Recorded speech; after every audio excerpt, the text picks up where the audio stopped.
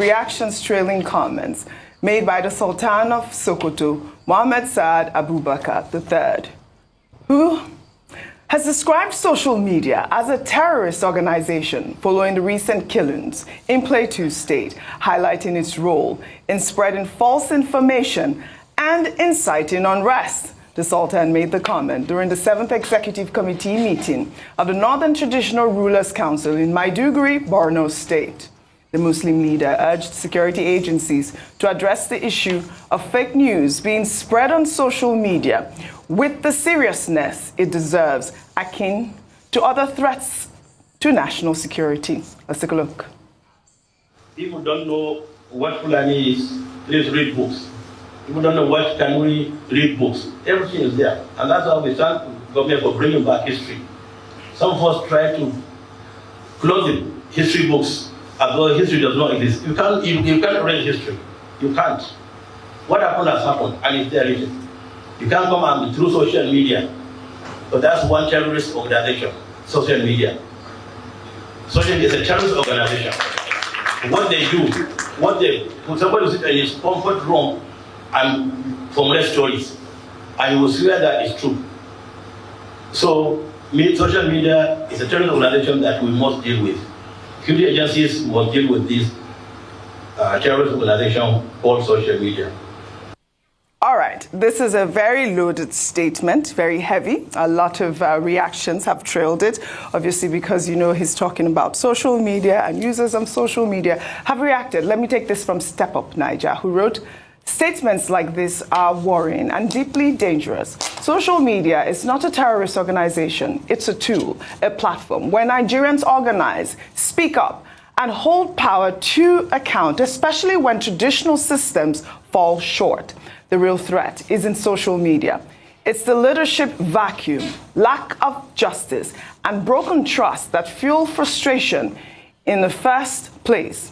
Yes, misinformation should be addressed, but silencing citizens is a slippery slope to authoritarianism, not a solution. We need leaders who solve problems, not suppress voices." Kind of agree with Step Up Nigeria. I'll take this other tweet. This is from Amadu, who wrote, "Terrorist organization might sound dramatic, but he's not far from the truth when you look at it from a bigger picture. Terrorism isn't just about violence. It is about spreading fear. And in today's world, fear travels fastest through one medium, social media. Radicalization at scale.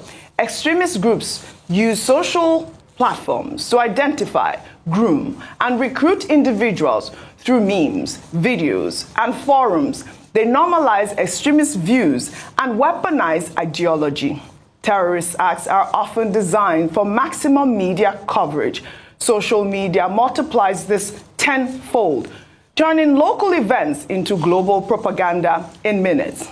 Platforms like Telegram, WhatsApp, and even Twitter DMs become tools for planning, coordination, and private propaganda away from law enforcement scrutiny.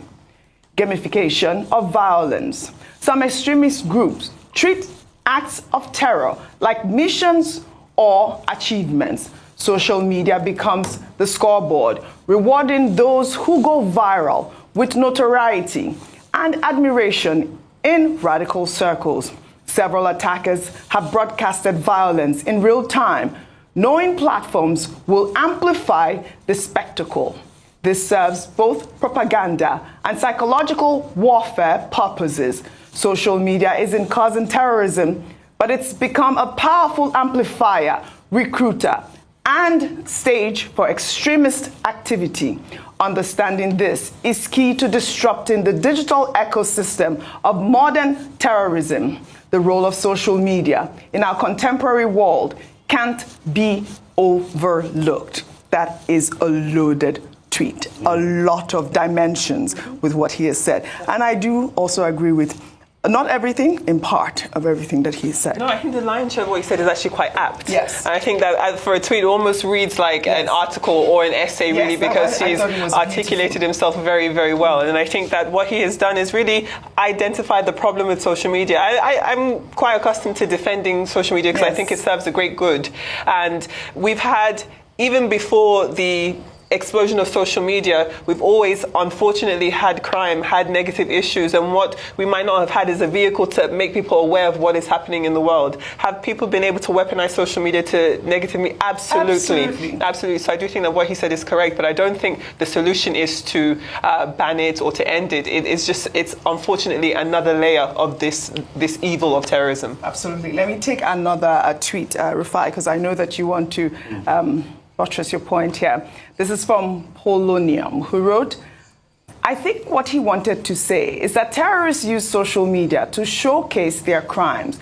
Don't we see how terrorists and bandits post pictures of them sharing money on TikTok? Perhaps that's what he was referring to. I'm sure he has children and grandchildren who use social media, including WhatsApp. Are they terrorists or committing terror? His media aides should quickly do a PR and clarify his remarks. I think his remarks were quite accurate. I mean, he did say it. He reiterated social media as a terrorist organization. I mean, I think that he meant what he was saying in that video, Rufai. So, social media is not a terrorist organization. It can't be a terrorist organization because what is it? Like he said, it's a media. It's a medium. A medium is a blank canvas. What you put on that medium matters a great deal. Prior to this time, there's something they call books. Historically, when you go back to the 1500s, one of the first major tools that changed the world was the Gutenberg Bible, printed by Johannes Gutenberg, because then it was a big deal reading the Bible and knowing it for yourself. It was when the likes of Martin Luther got a hold of that, he wrote his theatres on Winterburn Gate, and he said, the just shall live by faith. It caused a big liberation in the Christian fold. Then, as printing went of age, people got more information. These are mediums. Then, in the 20s and 30s, Guglielmo Marconi transferred the first radio wave. Then we had radio. That was also used to spread propaganda. So many different. What we call traditional form today was used to spread propaganda. In fact, it was said the likes of Father Coughlin spread a lot of anti-Jewish propaganda through the radio. Then in the 50s, the likes of ABS, CBS, and Dumont brought about this new technology called television that had been perfected in the 20s and 30s by the likes of John Longy Bird. It was also used. We had words like the revolution will not be televised. Then DARPA came about. Tim Berners-Lee in 1991, the World Wide Web. All of this platform will be used, but the question is, how is it used? So social media is not the problem. It has also been a force of good.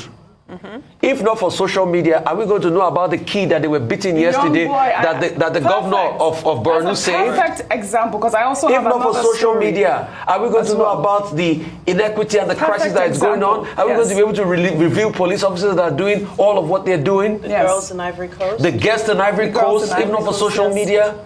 So it's what you put on it. Traditional media too can be a tool in the hands of terrorists. Yes. ISIS had a newspaper called Dabik that they shared. What can we do? I think the very first thing we should do, the Americans have a cybersecurity force in their armed forces now. We should be able to have a cybersecurity unit that goes ahead, that is part of most social media sites, that debunk most of these lies and bring clarity.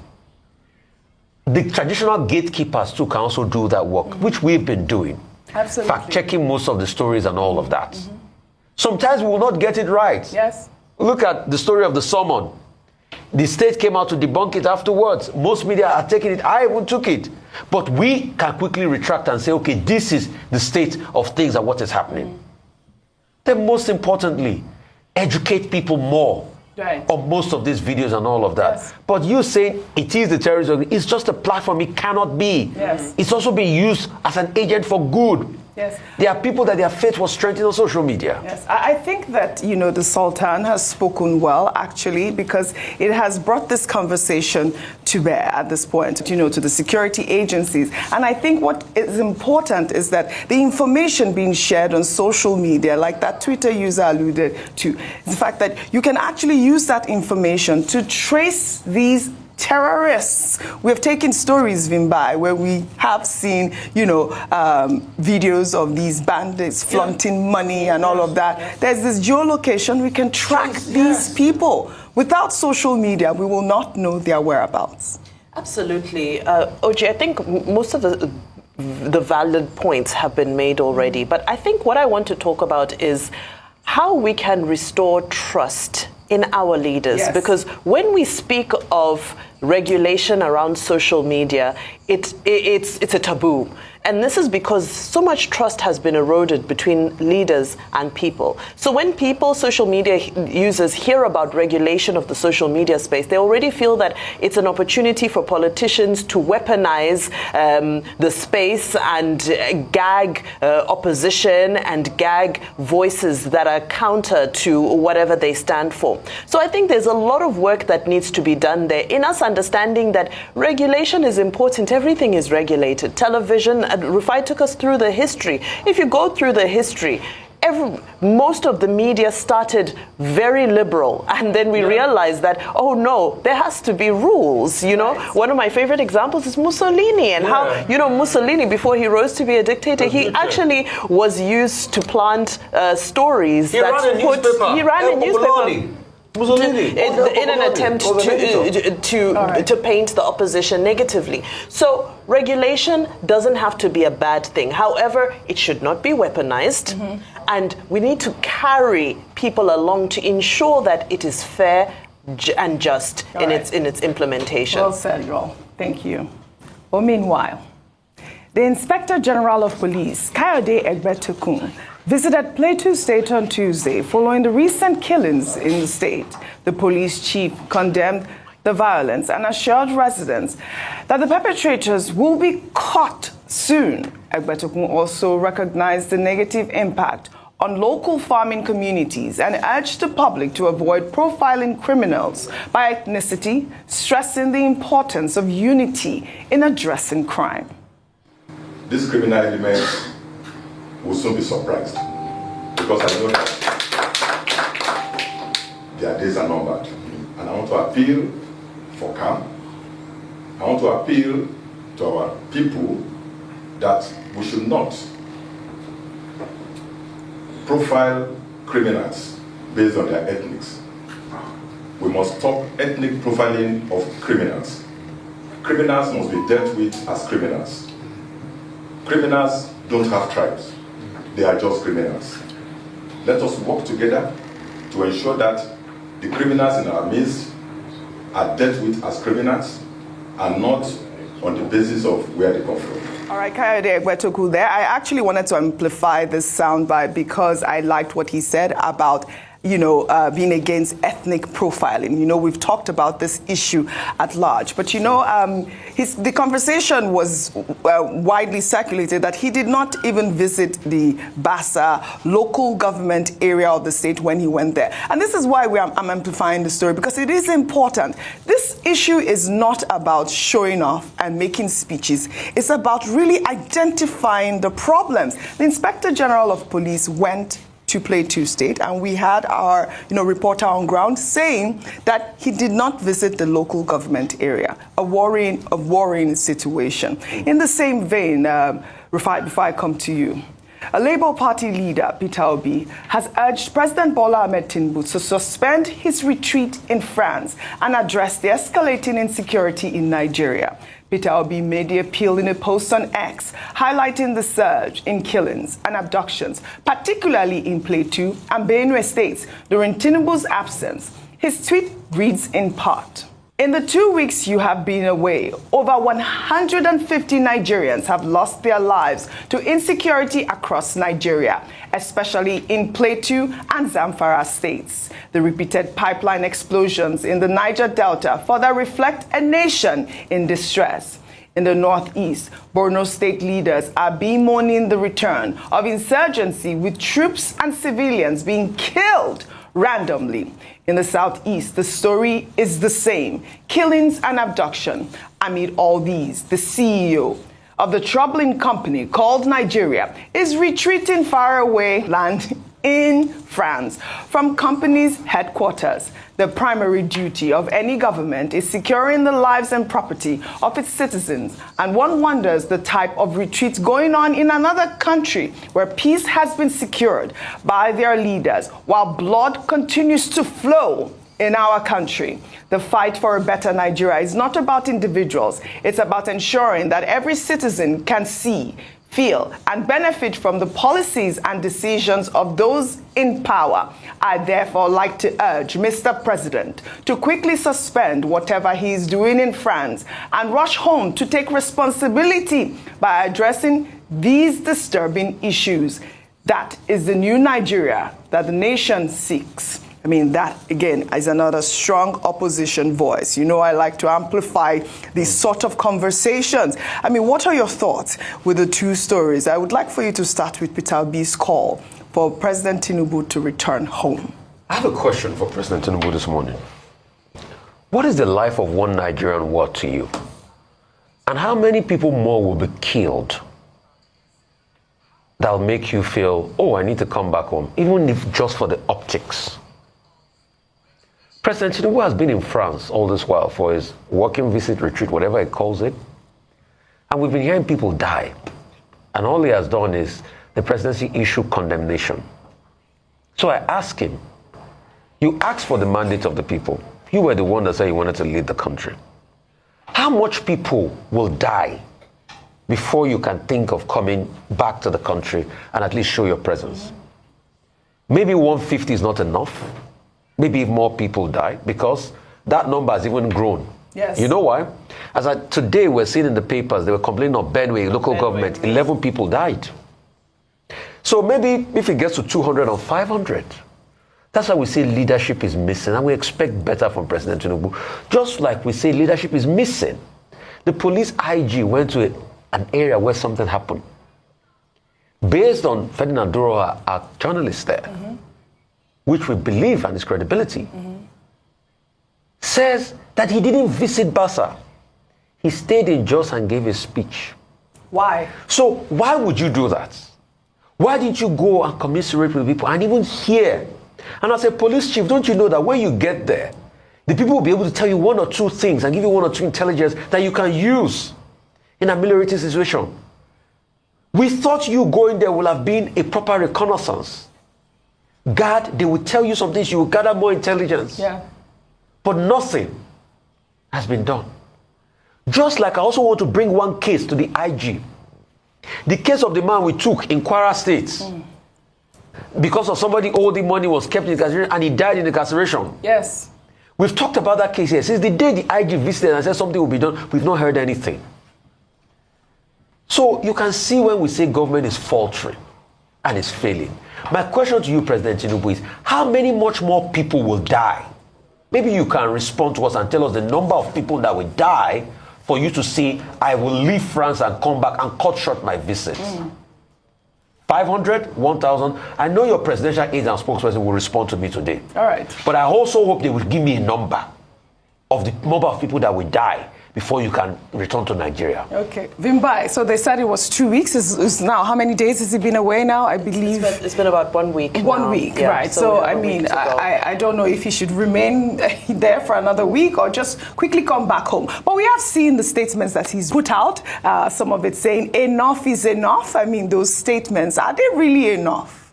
Well, I'll give you an example, Oji, of what happened in 2023 during COP28. It was held in Dubai that year, when flash floods started in Tanzania and the flooding intensified and the death toll rose to about 60. The president of Tanzania, Suluhu Hassan, immediately ended her trip the official visit at COP28, and went home to attend. 60 was the death toll by the time she got home, to attend to the flooding. So there's absolutely no justification as to why we're facing a crisis of this nature, and it's ongoing. It's not a single incident that happened and, sanity and peace has been restored and we're healing. This is a continuing insurgency that is going on, which needs the attention of the Commander-in-Chief of the Defense Forces. He needs to be on the ground, even if it's just as a show of force, a show of confidence, to lift the morale of those officers who are putting their lives on the line to try and secure these places. It is extremely important that he now comes and that we show that, okay, yes, there's been, we were having that conversation about how much can the governor really do. It's now clear that this is not one state. This is several states that are calling out, sounding the alarm to say they are overwhelmed. This is a very apt time for him to, I know in the past, President Buhari used to give a lot of marching orders. There's always debate about how effective the marching orders were. But I think this would be a time for us to hear President Tinubu issue that sort of marching orders to his service chiefs to go and be on the ground at a time like this, so this can be restored. To his service chiefs to go on the ground, really. And because we are hearing now that, the governor is saying, or telling the governor of Plateau State, telling his citizens, his residents, to take up arms now to protect themselves. I believe, like analysts have said, that is a recipe for disaster. This is the primary duty of the government. We have, employed them to protect us and secure our livelihood, really. Shall we head over to Kogi State, Femi? So I take this story, where former Governor Yahaya Bello has petitioned the Inspector General of Police, Kayode Egbetekun, over alleged defamatory statements made against him by Senator representing Kogi Central, Natasha Akpoti-Uduaghan. In a petition signed by his lawyer, Bello asked the police to invite Akpoti-Uduaghan to substantiate her claims with evidence or face arrest. If she fails, he also issued a separate letter demanding a retraction and public apology, threatening legal action otherwise. Bello claims the senator defamed him during a homecoming event on April 1st in Okehi local government area of the state, where she accused him of plotting an assassination against her. The former governor insists the senator's remarks violate Section 24(1)(b) of the Cyber Crimes Act of 2015. We have been following this story, Adefemi Akinsoya. When this Yahaya Bello's petition came up online, there were, mixed reactions. Should I take one reaction before I come to you? Sure. And this person wrote on X, Yahaya Bello, facing serious allegations of embezzling billions in public funds, now wants to prosecute a sitting senator. The irony is loud. Oh, loud gone. He should face justice, not distract from it. I thought that was quite a cheeky joke. But that sort of conversation was online. Like, are you the one now prosecuting people? But everyone is entitled to defend themselves. Yeah. Go ahead, no matter what. Is Yahaya Bello entitled to defend himself? Question and answer. Okay. Well, what I think we need to do here is actually, in all seriousness, yes. I think it is quite preposterous for Yahaya Bello to be saying anything other than facing his front, really. I think that when you find yourself in a situation like this, you've got too much business to mind than to be minding what somebody else is saying. So yes, I can understand and to some extent sympathize with accusations being put against you that you believe are untrue. Yes. But you've got far too much to be focusing on, especially when it comes to accusations of embezzlement, than to be worrying about Senator Natasha Akpoti-Uduaghan. I think you need to face your front, Yahaya Bello. Tells Yahaya to face his front. And defamation is a serious problem. But it's not as serious as embezzlement. That's what you're saying. As serious. A quick comment, and then I move to the next story. There's a lot happening behind the scenes, because there is also speculation that is rife that he's trying to see how he can vie for that particular senatorial district as well in the future. So, it's expected. This is unfortunately how politics is played often is in these types of things. Listen, in the issues before the courts, and there's currently a court order, I believe, just stopping discussion specifically between Senator Natasha and Senator Akpabio from speaking on this issue. But Yahaya Bello was also mentioned in that. A number of other names were also mentioned, and they're absolutely entitled to come up and say that we shouldn't be in this conversation. But what is not, it doesn't take away from the fact that we know the undertones of this conversation are now around the potential of Yahaya Bello possibly going from being a former governor to becoming a senator of this Kogi, is a central constituency. You know that the story is unfolding, is developing. We will follow up on the story as always. Shall I head over now to River State, where a group of women on Wednesday stormed major streets in Port Harcourt, the state's capital, to protest against the imposition of a state of emergency in the state. This is the second major protest by groups of women demanding the return of Fubara in less than a week. The women under the aegis of the Rivers Women Unite prayer group, all clad in red, called for an end to what they described as an unconstitutional state of affairs in the state. They held placards with inscriptions that read, again, "Bring back Governor Fubara. River State economy suffers under IBAS." Let's take a look.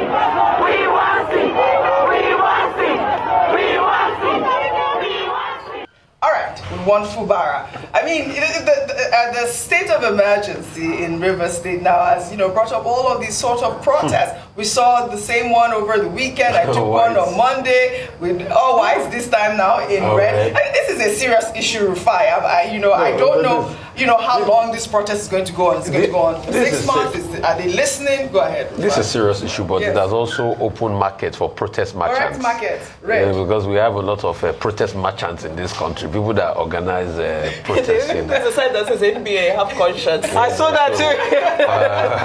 And at least there's a protest industry in Nigeria. At least they will print a poster, they will print all of that. But what's the substantive matter? The fact that an aberration happened in our constitution under the incumbent president.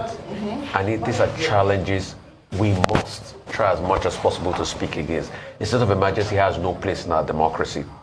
Like I've always said, Wike and Fubara, they both benefited from our broken system.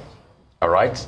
Because if you ask other people to divide in that, if you ask people that divided in that election against Fubara, they'll tell you there's a lot of high-handedness and everything. So only God knows what happened and what they did, and they got in there. But now they are loggerheads, they are fighting, things are not well amongst them. Then you have all of these problems, quintessential problems. But the declaration of the state of emergency was not the way to go. We totally condemn that. Yes. Hence the MBA debacle and all of that. But there will always be protest merchants. People will get one or two things for protesting and all of that. It's the protest economy. We all saw that happen during the Natasha and the Akpabio gates, where they had both factions protesting and all of that.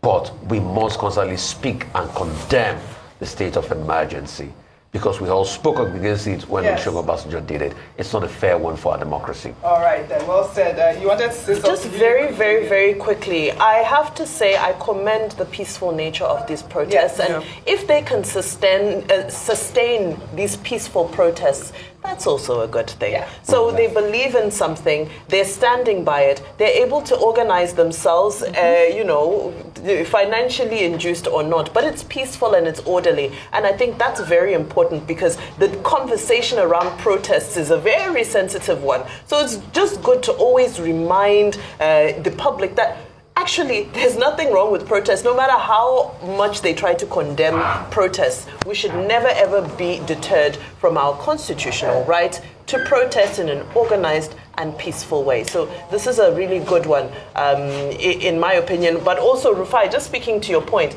I wonder if they can, somebody, you know, these people who do all these surveys and so forth, I wish they can do a survey and give us the value of the protest economy. No, it's 3 to 5. No, it's 3K. You know, remember when... No, I mean the economy as a whole. How many billions it's worth? When people came to protest against us here in Arise, we took our marks to go and investigate and interview them. I think they were fighting over 3 or 4K or 2 to 3K. So if per person, it's a big economy. On a national scale, it's a multi-billion naira economy. At least it was of poverty. Isn't it? Well, all right. We'll take the story now under entertainment. Award-winning author Chimamanda Ngozi Adichie, who has been on a book tour granting interviews for her new novel, Dream Count, criticized U.S. President Donald Trump, likening his administration to the corrupt system of democracy often seen in Africa. Responding to interview questions with the CBC network in Canada, the author said that Trump's leadership really does feel like America is being governed by an African big man. Let's take a look. I grew up knowing, for example, that my parents' friends would come to visit, and when they would talk about politics, they would lower their voices. But they were in a house, and we had a large yard, and there was really no practical reason to lower their voices, but they did. And I think that was just symbolic of the larger political landscape. And so for us, things would happen in Nigeria and we would say, oh, just go to America. That will never happen. So America was this ideal. Mm-hmm. And I think for the first few years, America did feel to me like endless possibility, but also something that I could admire. Mm-hmm. So yes, I did. I mean, America was, it no longer is. America no longer feels aspirational to me. Mm-hmm. Because, for obvious reasons, I think the present administration in the US just feels to me like a Nigerian government. It really does feel like America is being governed now by an African big man. An African big man. She's not the only one saying Trump is like an African big man. And that's also the worry, really quickly, that even Africans are going to start emulating Trump. But this is the thing, and also I think that there just needs to be a little bit of caution with this type of rhetoric, because it plants the seed that corruption and bad governance is solely an African problem. So when you see it in other pockets of the world, they're behaving like Africans. Where do you think the Africans learned it from? Who taught Africans corruption? Because I do think that it's the Americans and the British. If thinking that's what I have to say. I like that part of it. I like that new angle, really. Well, all right. Shall we take...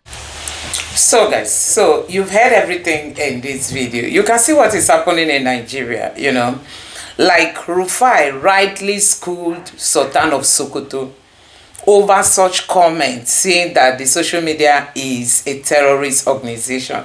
I don't know why these leaders keep pretending. Northern leaders remain the biggest threat to Nigerians. Northern leaders are our biggest problem. They don't really want to come out. Why are they afraid to call a spade a spade? I don't know if you've considered that. Why are northern leaders afraid to call a spade a spade? When Boko Haram started, they called them freedom fighters. They embraced them, they welcomed them. Now, they know that, that these people now are not for them. They are now fighting against Boko Haram. But you can see the fight is not ending, because a former naval officer said he knew people under Buhari's regime. Some of them were ministers, some of them were then governors, who are supporting these Boko Haram people. The North is complicit in what is happening in Nigeria. Northern Nigerian leaders, they are very complicit in what is happening. They don't want to end this war. They don't want peace in Nigeria. And they still want Nigeria to be together. See what is happening to the Southeasterners. They say they don't want to be part of Nigeria. And Nnamdi Kanu has been arrested for that. Let him go. If the Igbo say they don't want to be part of Nigeria, is it Southern Sudan and Northern Sudan now? Since Sudan splitted into two, they've known peace. Don't you think if this country even divides, like the former naval officer was suggesting, that there is plan to Islamize Nigeria, the best thing is to divide this country so that every region will concentrate on their values, the things they value, the things they hold with high esteem, the values they respect the most. Because we can't sit in a country where even Sharia law wants to dominate the constitution of Nigeria. You know, Sharia law is now dominating the constitution of Nigeria because we have all these people who call themselves leaders. This is unacceptable, honestly. When you look at what is happening in Nigeria, you find out that the northern leaders are not doing what they are supposed to do. Okay, look at even at the wake of all the killings we are seeing in places like Plateau State, Benue State, you cannot see any of these leaders coming out to call out the Fulanis and say enough of this bloodshed. It's very shameful that even children were pied and none of these people could speak up and say no, the Fulanis have crossed their boundary. None of them, you know, they couldn't. They are just silent over what is happening in Nigeria today, and you call that life. That is not life, honestly. That is not life. So guys, a whole lot is happening in this country, and until we start calling a spade, nothing is going to change in this country. Nothing will change. We really need the northern leaders to speak up. We want the northern leaders to condemn the killing in Plateau State.